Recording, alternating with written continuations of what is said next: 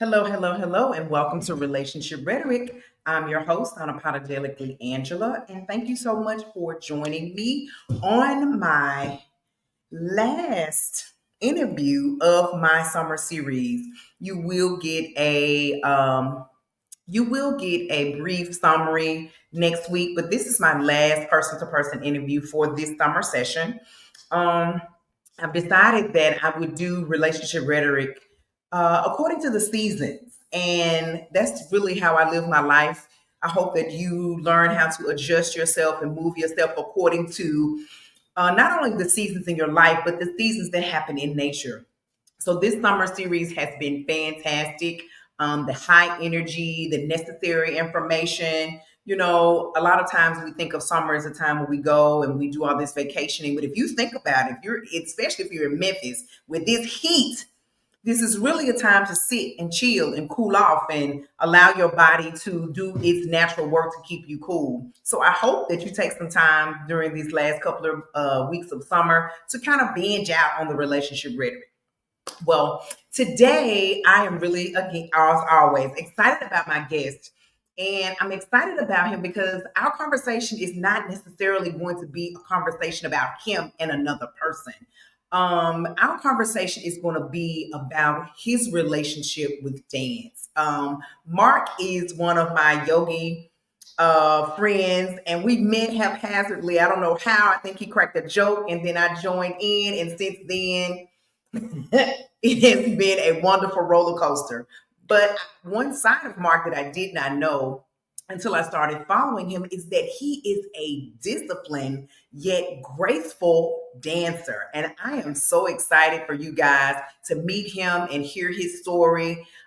Because again, we get so used to the norm that we don't allow ourselves to explore and tap into other cultures and tap into other things that we may find a place of refuge. And so I would like to bring to the stage Mark Brown. Hi, Mark. Don't be I was gonna no, say nice don't to be meet you, trying but to I get all already know you. you. I was not saying nice to meet you, but I already know you. So, Okay.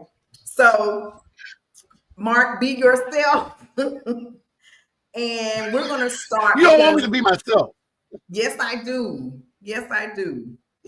I want you to be still though, because every time you move, you lose your signal. So be still.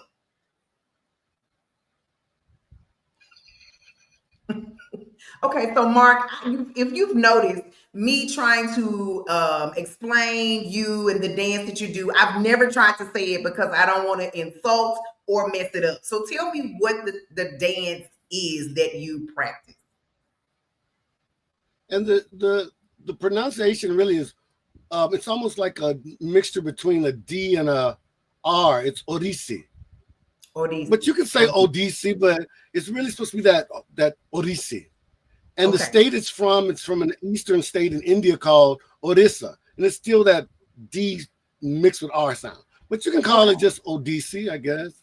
But I Okay. think that the real term is Odissi. Okay. So So that's the name of the dance. give us some background on the dance itself. Okay, well, I have some visual aids about the dance too. Okay. So Okay. I'm Go gonna get try your to move very little with the visual aids. Well, the okay. first thing that you would have to consider is it's one of 8 classical Indian dances, and most all the Indian dances are really dedicated to, as a whole, are dedicated to Shiva. Now I know that in yoga they talk about Shiva, you hear it all the time, but really for dance purposes, the version of Shiva that we're interested in is this one called Shiva Nataraja.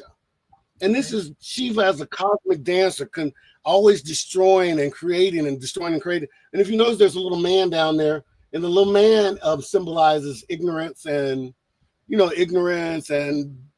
evil. So Shiva always has his foot on there. But that's all the general classical Indian dances.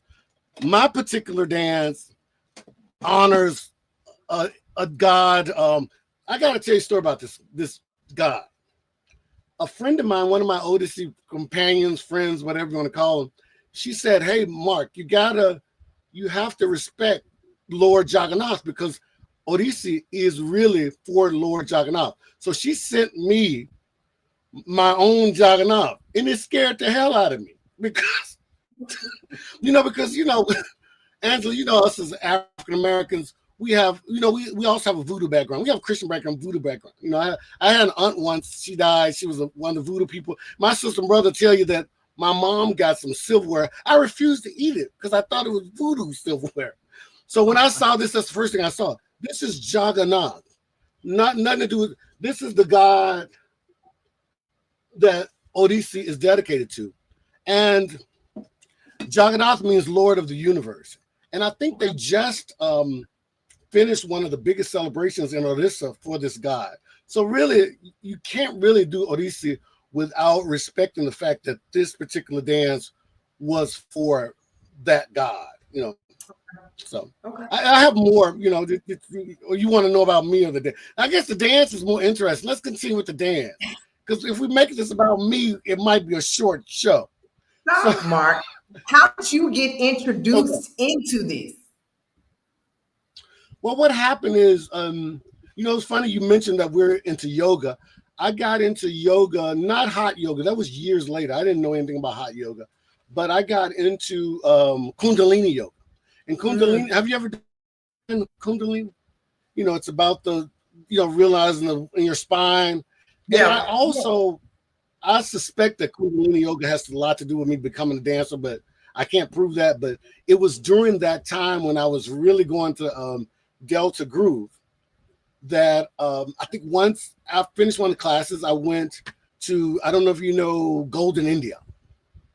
Yeah, Golden India restaurant right next to Delta Groove. You probably been there. So the guy saw me with my shorts and like tights on. He was like, well, where you been? I was like, well, I've been up there doing yoga, but I told him that I like dance also. So he got a napkin and wrote down the word Bharatanatyam, because he was like, you need to look into Indian dance. I was like, I don't know anything about Indian dance. So I went home and I Googled Bharatanatyam and I fell in love with that dance.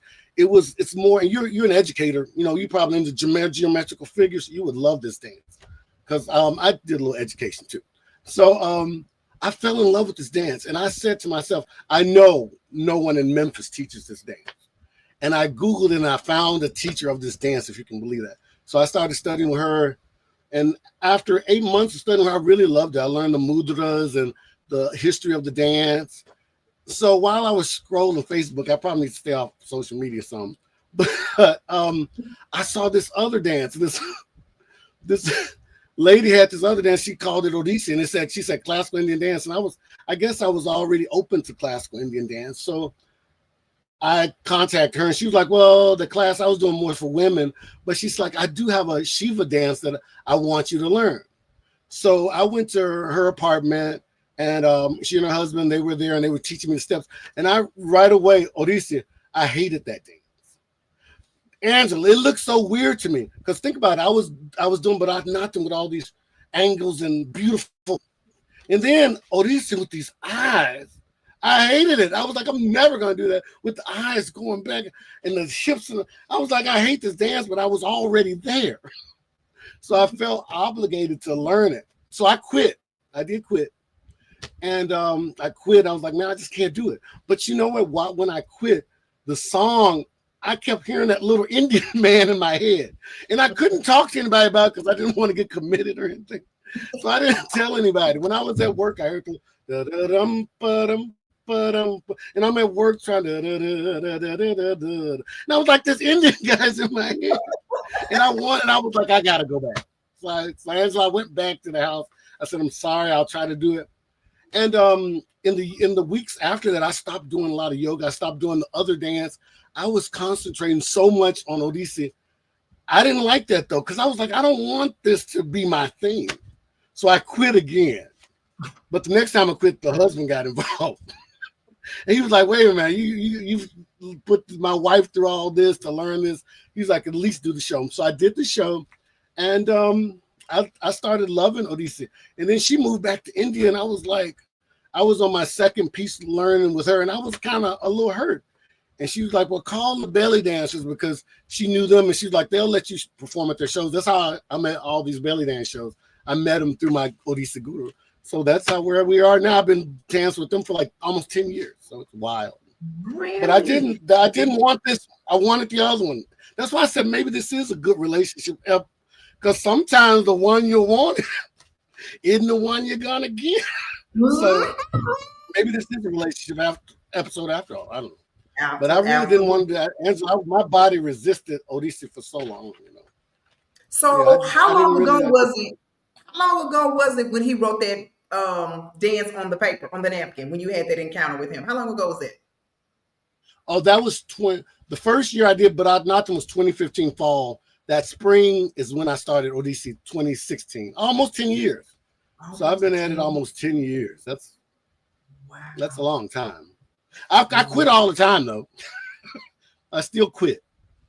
You know what? When you mentioned about the eyes, I've watched so many of your videos, but I never paid attention that your eyes are moving. You want to know why? Because I think I hate to say that because with the videos you're so far away, so it's really really Odissi is probably meant to be more of an intimate thing. You know, not like ballet or modern, which has all these modern ballet has these big huge moves that they're great for the camera. But really, Odissi is more intimate. So you miss because there's a lot of torso and eye. I'll take my glasses off for this. So there's a lot of torso and eye that you miss because, you know, it's. Okay, so what is the significance of the eye movement? Is there one? Not, you know what? We should get to that. Let me. You're gonna understand the eye movements after all this. I'm glad you brought it up. Because I'm gonna go through a brief synopsis, a history of Odissi. Now, the modern Odissi we're doing now is not the original temple dance that it came from, which is bizarre. Okay. I have a picture of an Odissi. This is one of those. These are called. Can you see that really good? Yes. I don't want to mess up the signal. So this is what is called. She was called one of those Maharis. Maharis were women who were dedicated to the temple. They were not, they didn't have to marry. They were exempt from marriage. Their whole purpose was to dance for the temples in Odisha. So when British colonization happened, they really considered that prostitution because I guess they were receiving an allowance to dance. And I guess that was not a Western concept. So the British didn't understand that. So they banned all the women dancing in temples because they saw it as prostitution. So it was not just Odissi, but there were a lot of other ones. But Bharatanatyam was also a temple dance. So the British got rid of all of that. So women were not allowed to dance at all during that time. I'm sure they still did, but just not publicly. So what happened is a lot of the people who wanted to preserve the temple dance in Odisha, they started a new dance, and these people were called the Gotipas. The Gotipas were little boys that were, I guess, trained to be gymnastics, and they made them flexible and everything, and they dressed them just like just like the Maharis, and they did a lot of acrobatics and like stuff like this that I'm sure the original temple dancers did not do. Wow. So you have these guys are called the Gotipas. Now they're very important because after the British left, I guess in the 40s, and India became independent, women could dance. So the Gotipas became the gurus of Odissi, and they went and they retaught the new dance. But they didn't use the same dance. They did a lot of research. They used a lot of the temples to find out how the dances would be. So this is, I think I sent you this. This is on the outside of the Karnak Sun Slide Temple. it over a little bit. And these are temple dancers. Can you see it a little? Can you? Yeah, slide it over a little bit. Because I got a fan blowing. Yeah. Okay. Yeah, because I got my fan blowing too, because it's hot. I got the air and the fan on. So they researched all the temples, caves of India, and they developed this system of dance. And this system of dance that they developed is what is modern day Odissi. And the reason you asked about the eyes, and it made me think about that, because that was part of the system of dance that they used. Let me see if I got some on the eyes. See, these are the exercises that you would do. I don't know if you can see this, but it's dealing with the eyes and all that. Okay. So it's really a system of the eyes. You have eye exercises where you do dristis this way, up and down and around. You also have neck. You have to do, when you see the Indian ladies and all that, you got to do Yeah. something like that. So you're doing all these. You're doing all these with the neck, and you have head. So it's a system. It's a system that these gentlemen who used to be the goatee boys, they were the men that were dancing with women. When they got older, they created a modern day Odyssey. So modern day Odyssey that I'm dancing is only about 80 years old. It's not the original temple dance. So Okay. Did they receive any resistance to creating this dance? I don't think so. No. Okay. You know what the thing about it is, I think once the British was so long, I want to say, I don't know, maybe 200 years, who knows, that I think once they got rid of them, I think they were very open about the dance itself. I see what you're saying, because you figured they would have gotten resistance from the original Maharis with doing the new dance, but they didn't. Okay. Because I think that there are still some places where the Maharis do the original dance. I haven't seen it, but I'm sure there's some places. Because once they banned them, it sort of died out. That whole tradition, the Indian temple dance died out. So. Okay. So how long is a particular performance of yours? You mean, but you know what? I have to tell you about that. I've never done the actual length of the songs, because in the U.S. and places, people would start throwing tomatoes and stuff at me or something.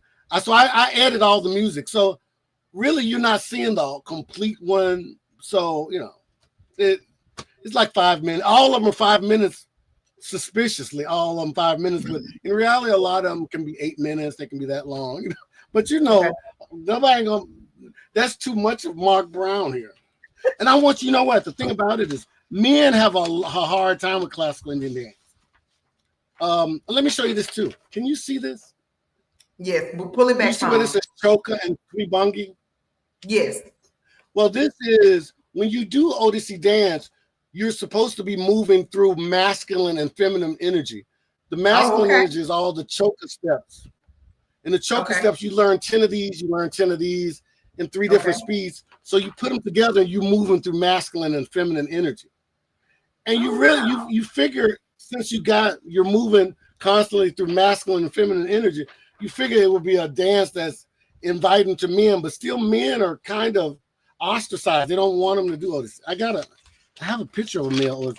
See, in India, male Odissi dancers do not wear shirts. But you see me in yoga, so you know I can't do that. There's too much of me to do that. But men in India still face the stigma where they're saying like you're being a woman dance or whatever, but they still do it, but they face a lot of pushback, because once they did create Odissi, they really expect the women to do it because it was supposed to be originally a woman's dance. But you have a lot of great male dancers. Okay. But like I said, I can't do shirtless. That's too much of me. See, this guy is I got too much expansion. I can't. Angela, you see me in a hot yoga, you know I can't be out in public out there. There's too much of it. Mark. Too much. So let's talk about your costuming behind you. I cannot with you. Oh, you know what I told you earlier, they all have a purpose. This first costume is going to be used at the show next month. It's the Alima show. I forgot what the place is. It's in Bartlett somewhere. And the second costume that's behind me, I guess I can move my head. This one is going to be used at the Bengali Durga. I don't know if you're familiar with the goddess Durga. The Bengalis celebrate her every year because she defeats this demon called Mahishasura. And he's a demon that no man can beat or whatever. And he received a boon from Brahma, what made him, and which is weird. Let's talk about this for a minute. Would never exist in Western culture. This is a god Brahma who recognized a demon as one of his greatest devotees. So he granted him with a boon that says, no man can destroy you on land. And he gave all these things. So what happened is all the gods, because they couldn't beat him, they gave all their powers to a woman, the goddess Durga. I think you've seen it with you'll see it with the tongue coming out. You see all it. Okay. So that's who they celebrate. So I'm performing a Ganesh dance for them. Now the next one is we talked about this one was I'm performing at the Halloween. That's Mystic River. And I guess I can get the one way in the corner over there, the peach one. That one is for the Nubian Sirens. I think you know them. They're doing their first Hafla in December. I'm excited for them because I've never danced at one of their Haflas, but so that's what all these costumes are. They're coming up. So Mark, I'm letting them air out. I'm letting them air out so I can, because I'm a big fella. I need months to let my stuff air out. It's fine. But you take no yoga with me. You know I'm expanded. But Mark, you also are one of the top people. So your stamina is ridiculous. You've done over 500 classes. Woo! But that still doesn't change the fact that I'm expanded. I still have to let my costumes air out 2 months in advance, or the audience won't be able to handle it. So where do you order from, Mark? Well, everybody has to leave the room. I'm sorry, Angela. Go ahead. Where do you get your costumes from? Remember when I was obsessed with the Bharatanatyam dance? That's when I bought. Majority of these are actually meant for Bharatanatyam, because Odissi has a more grounded look. Bharatanatyam is very flashy. That's why a lot of these are very kind of with all the flashiness. And they're made from, when you see a lot of the Indian women with the saris, they have those saris, and this is what those are made from, the same material. They just make a sari. So this is sari material. So a couple of them were made in Bangalore. My Bharatanatyam guru had them made. So of course I don't do Bharatanatyam anymore, so I use them all for Odissi song. But we're in Memphis. Who'll know? Nobody's gonna know answer. But the ones from the I don't know if I have one. I don't have anyone here, but I'll send you some pictures later. There are some that was actually made in Odissi, the place that Odissi originated. So I got some made there too, maybe 4 or 5 of them, but they're not up here. Okay. So they're really. Go ahead. Ma'am. When you started and really got into this market, did your family give you some, are you going crazy? Hell, I still haven't told them yet. You just keep.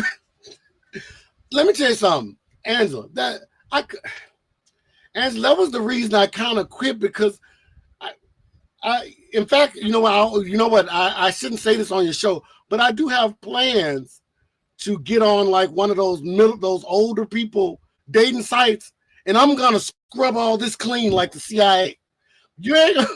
This will be the only podcast with the only evidence that I did, because I'm gonna screw. Because it's Angela, you can't.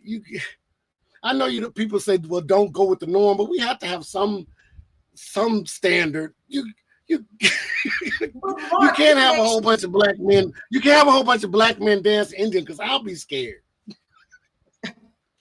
But that's what makes you rare. I guess so. But do people really want to be that rare? Yeah, because I was thinking like once I get back to normal, these will be a whole bunch of curtains and I'm going to sell them at the flea market. Now, they're going to buy my curtains, because they cannot say, no one can say they got these curtains at home. I'm going to sell these. But honestly speaking, it is, I still haven't gotten used to it. Sometimes I wake up and I was like, I know that I'm not an Indian dancer. Then I open the closet and see all them damn costumes. I was like, I guess I really am. Because it's not even believable. I still don't believe it. And that's been 10 years later. Because it's so far-fetched. I would have never imagined it, But you're really good at it. You turn into a totally different person. Really? See, you're flattering me. Maybe I'll do it 2 more years, right? So, Mark, what is your prep like? How do you get your mental state to the point where you're ready to perform? But you know what? Before every performance, every time I perform, no matter what, I always get that what we were just talking about, where this isn't normal. I don't know why that comes back, because I guess this isn't normal. What are you doing? And then I'll get to where you're already here and you got the stuff on. You got to go through with it. But that one last week, I was about to cancel that because it was too hot. And like, I think I never got a chance to talk to you about it, right? Did I get a chance to talk to you about that? It was so hot that I wanted to cancel it. Yep. Yeah, and I was gonna cancel it, but the fellow kept bringing on people, and he brought the mayor on and said, "Well, my daughter is here to see all these cultural performances." Like, man, how you gonna bring the mayor and his daughter on? Now I gotta go on there, man. You know, and you know I'm an expanded gentleman, and I was sweating a lot. And once you finish, but yeah, but that's the mental prep.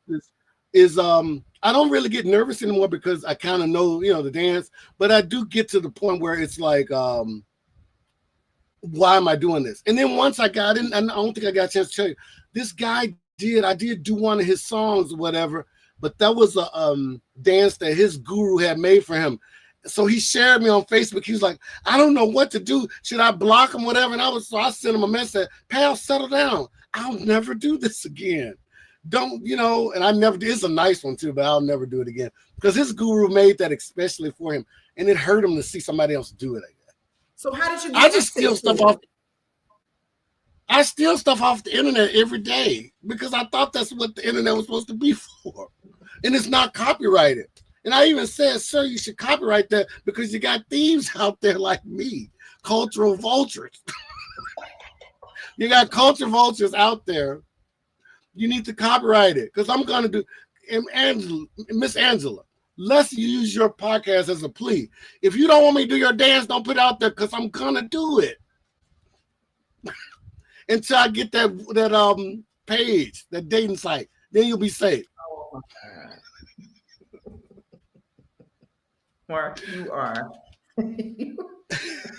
Okay, so how do people book you? Do you have a site? Do they just look for you? How do they book you? No, I just know people. If they want to just, it's usually through other people where I, get booked. And, if somebody wants me, yeah. I don't really have a site because, like I said, I've never considered doing it long term. I'm shocked that I've done it 10 years. So I've never did a site because I figure if you're doing a site, that means that you're planning to do this long term. I'm sure the gig will be up sooner or later. I'm sure I'm going to have to stop. So, and I started when I was 44. And a dancer usually, that's when they winding it down at 44, yeah.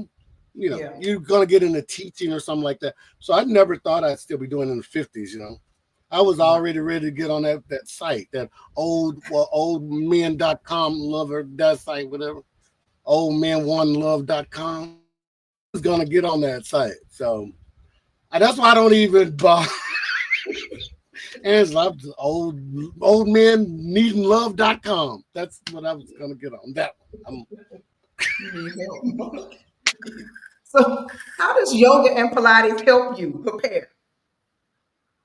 I was talking to Anne Marie the other day. I was like, without yoga and Pilates, it would be totally hard because age is real. I know people, I guess people don't want to believe it, but age is real. I mean, your body can't just get up and say, well, I'm going to do 5 minutes of dance, blah, blah, blah, blah. No, really, yoga and Pilates helps a lot. And they're both so different. Yoga is more for the mobility of the arms, whatever. And Pilates is just straight core. Pilates is that power that you need. You know what I mean? So you really need, to me, I think you need both of them. Yeah, because yoga is that mobility, and everything. And stamina too. But Pilates, we do Pilates. Basically, the whole hour, we're targeting just the same spot. Yeah. In a very vicious, brutal way. So really that trunk is the one that really helps with Pilates. And I really do believe that if I didn't do the high Pilates, high yoga, there's no way I would be able to dance at all. I'm under the circumstances without the cross. There's no way. Angela, you just can't wake up and say, I'm going to dance today. No. It doesn't work like that. I mean, it's just, you got to do something, Yeah. So in all of this that you're doing, is there any religious or spiritual relationship to your doing these dances? when I first, oh God, I'm so glad you brought that up. When I first started doing it, one of my Sunday school guys said, he was like, I can't come to your show. That's the reason I started doing the videos. I didn't like video myself. I was a big guy, but I did videos especially for him because he would not come to the show because he was, but you know what the thing about that is, it was not just the Hindu gods, whatever. It was him being at a belly dance show because I was doing a lot of belly dance shows. So really him doing it was more for that. So I guess that's a bad example. But I have other people who yoga, and not only is Indian dance, but yoga is considered evil, whatever, because they're saying that when you're doing the sun salutations, you're praying to other gods or whatever. But I don't know. Can I tell you what I tell those people? I don't know if I can say it on the show. I always say whenever someone says in something about like, oh, Mark, you shouldn't be doing this because it's an abomination, whatever. I always say the reason that you brought this to me is because you probably don't have a great sex life, because people with great sex lives don't care.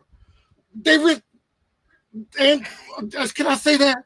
Anybody with a great sex life would not even come and tell Mark that you're an abomination and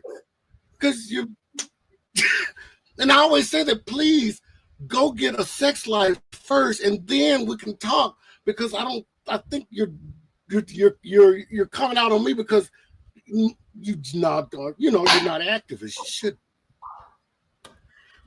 And people with great sex lives do not do all of this judgmental stuff and saying people are culture vultures, and people, they don't do that. Only people who are depraved. I mean, when would you imagine? Because I there was one lady that I dated. I gotta talk. This is a relationship show. I dated her. She used to always talk about how white folks were taking the blues. And then I had to tell her one day, I think that's why in a relationship, I was like, I don't like the blues. Thank God white folks are taking them. Now I don't have to deal with them. Thank the God. I don't even like the blues. Take them. So that relationship didn't go anywhere. But listen, that's what I'm saying. So, and the people are always, I think it is a religious thing where they're saying like these dances are spiritual and they are based on someone's beliefs. But I don't think it's any different from, I see a lot of Hindus, they love that song, Amazing Grace. They'll sing it in a minute. But that's about Jesus as you can get. It's talking about he came and saved a wretch like me. But everybody sings that, So what am I going to say, man? Don't sing that Amazing Grace. There are a billion people who are not Christians sing Amazing Grace. And you know what all I'm going to say to me? Mark, you need to get a good sex life, because if you worry about me singing Amazing Grace, Angela, it's something wrong. And we're saying like, well, this person can't sing Amazing Grace. This person can't rap because he's white. This person can't do African dance because she's Chinese. That when you start talking like that, you know what I'm thinking, Angela. I'm not going to mention it again. But whenever you hear somebody talk about that, you're like, Mark is thinking you're not getting enough. I don't know if that's true. Because people, Angela, I mean, that's, so. I agree with you, because I've had a lot of people not wanting to participate in yoga, even knowing that it helps with your spine and your joints because of religious reasons. That's crazy. Yeah. And that's incredible, because you're willing to give up your health because of some preconceived notion. And your health is how you enjoy time with your grandkids, your friends. You can be a blessing to someone else. An unhealthy person cannot be a blessing for someone else. So yoga is one of those things that really keep you healthy, whatever. So you're willing to give that up because of preconceived notion. That's crazy. Okay, Mark, here's your. But they don't know enough about classical Indian dance. That's really weird. They attack yoga, but so I have to tell them, because they'll always see the outfits. They're like, it's so beautiful. And I have to tell them, this is for a Hindu god, right? No. Because a lot of people don't know. Because they attack yoga faster than they attack classical Indian dance. But they don't know classical Indian dance is just, based. And I showed you the god. It's kind of scary, So, People are scared of what they don't know. Yeah, what they don't know. And I was, I was kind of hesitant because of that, because I said that it's just not something I want. I didn't want Odissi in my life because it's something I didn't know. I'm like, and it's really odd. And I thought it was really odd that I'm singing this song. And now I know like 10, 11 of the songs was, but that was back then when I was learning that one hearing the Indian guy. And I was like, this is just odd for me to like it. But then now, 10 years later, I'm like, well, what's the difference in me liking that song than Lionel Richie? Truly, it's just a song. I'm resisting the Indian guy, but I don't resist Lionel Richie's portfolio of music. I know all his songs. So, it's I think it's like you said, we think that this is not something we're supposed to do, and it scares us, because it scared me.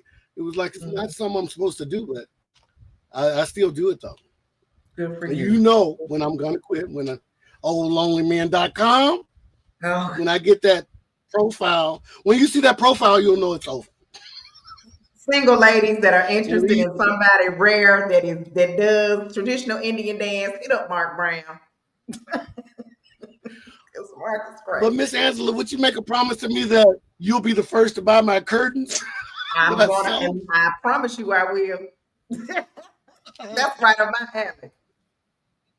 So, Mark, what would you say to a guy similar to yourself that wants to try out something new, something different, and he's resisting it? What would be your advice to this brother? You know what the thing is I would tell him, I would say, I know that you have your family, you have your friends to think, because you gotta respect your family and your friends. But if you're not hurting anybody psychologically, financially, whatever, I said just go ahead and do it.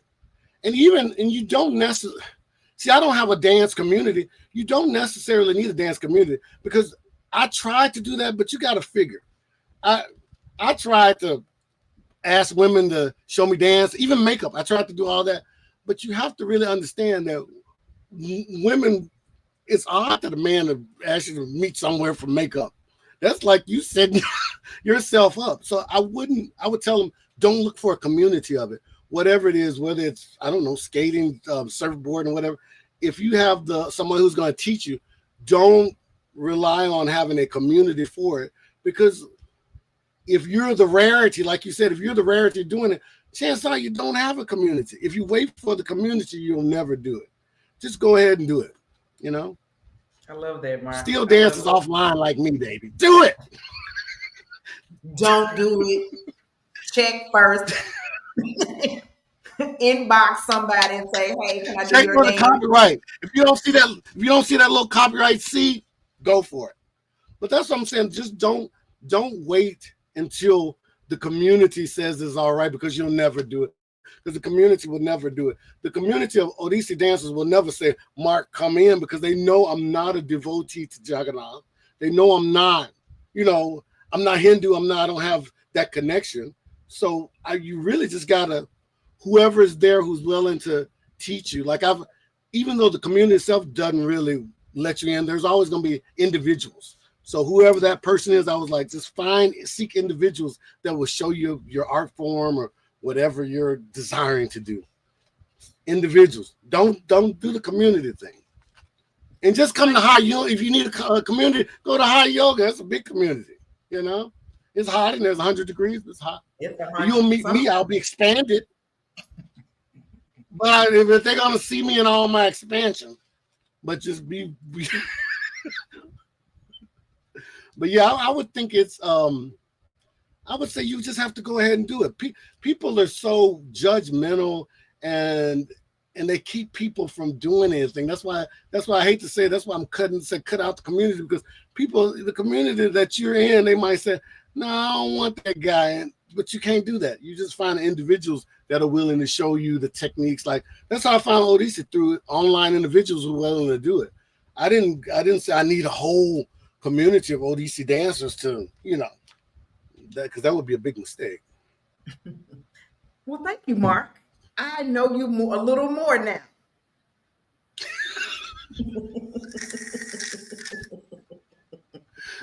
I do appreciate you sharing. What are you laughing at now, Mark? But before we ended, I wanted to we still have to make this about relationship. We can't Okay, so just make it what's about your Mark Dancing. relationship point? I wanted to make it into a relationship analogy. Because Okay. think about you got a man. I want to make this a plea to people in their relationship. You have a man who's been wearing ankle bells, earrings, and bracelets and jumped around in costumes for 10 years. I know you can love that person you're with. This is 10 years. The relationship is probably easier. Stay in it. Don't stray. Don't stray. Because if I stay devoted to this dance based on that man right here I showed you, come on. You can stay in your relationship. Don't you? You can stay in that. Because think about it. Angela, let's look at this. 10 years with something that really wasn't mine to begin with. It still becomes interesting to me. You with that person 10 years, you can still probably make it interesting. You don't need the bells, but if you like to borrow the bells, I'll let you wear mine if they help in your relationship. Because I didn't want to end this podcast with the last show and it not be about relationship. But if a man can stay committed to a dance with bells, you can stay committed in your relationship. That's all I got to say. And just know when I finish this era of my life and I find my site, lonelymen.com, oldguyslonely.com, I'm gonna be just like you. And I'm gonna stay with that person, and I'm gonna make so much money selling these curtains. I'm gonna be able to provide for that person. So that's it, Angela. I just wanted to end that on a relationship. No, I didn't want to be about dance. This is actually a relationship podcast. But stay with that woman and stay with that guy. I think of me and the ankle bells when you want to break up. Bye, I know Mark. we can make this work. That guy's wearing ankle bells. So, Angela, that's all I wanted to say. I'm good. I really wanted to end it on that note. This is great. Thank you for letting me be here. This is awesome, man. I used to have to force people to take pictures of me. And you actually came to me and invited me to. I make people take my pictures. Did you know that? Because they always want to take pictures of everybody else. I was like, hey, man, come here, take a picture. But you asked for yourself to let me on here. This is like a rarity for me. Really? You're a rare gem. You're talking about me. You're the rare gem, I should be asking you, how does it feel to be Angela? Well, we have to do a reverse podcast. We're going to do that. You guys are going to see me again, unapologetically Mark, with my guest, Angela. Thank you, Angela. Seriously, though.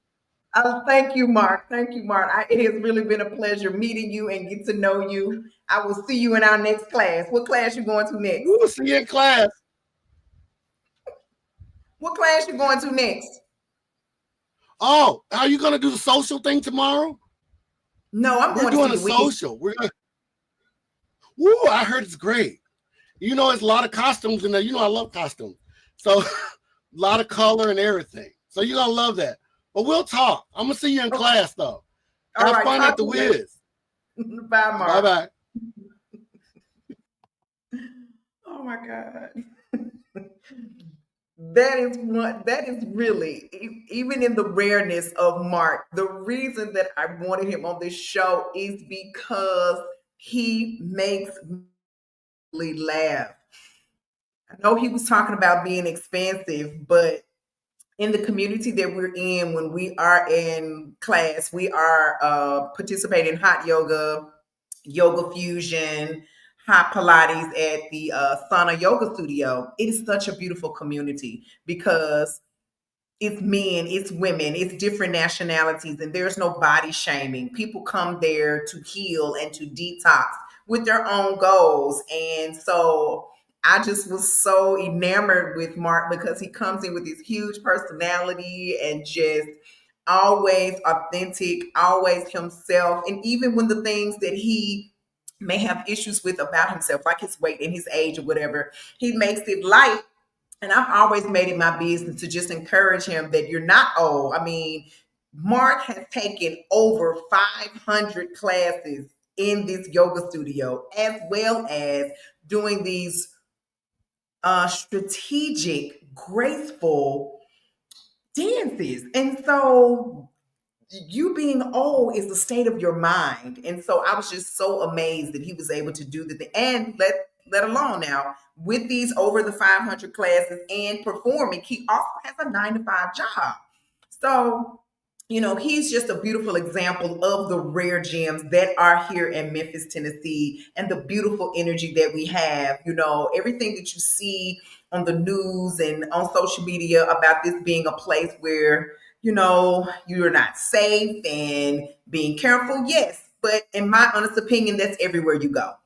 But please don't bypass and don't judge, because there's a lot of beauty here. There's a lot of love here. There's a lot of creativity here. There's a lot of community support here in this beautiful city. And Mark is one of those people. So thank you so much. I feel like my last person to person interview was such on a high because his energy is so high. And I'm just so grateful to have had the opportunity to meet him in such a safe space. So thank you so much for tuning in. I hope to see you all on next Thursday with my closing, and do something nice for yourself. Today is the new moon in Leo, and it focuses on you being the main character. So figure out a way to manifest and implement that main character energy in your life, regardless of what the community has to say, your family, your friends, the status quo. Be you. What would your main character look like? Peace, love, and relationships.